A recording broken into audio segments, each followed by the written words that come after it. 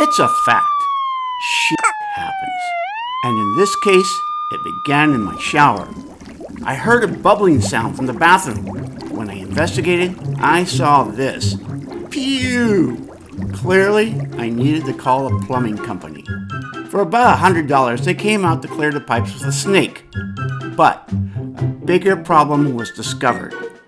Several pipes under the house had broken, creating a sea of sewage under the house. Ultimately, all the pipes under the house had to be replaced. This was a terrible inconvenience, and the price astronomical. Then, days after this, there was a new problem. I discovered that my garbage disposal was leaking water profusely. Immediately, I cleaned the mess and placed a pot under the disposal to catch the dripping water until I could get it replaced. I figured the cost wouldn't be much, but I was wrong.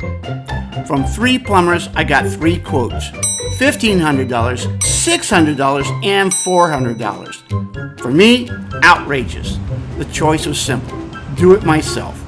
So I drove to my local hardware store and checked out what was available.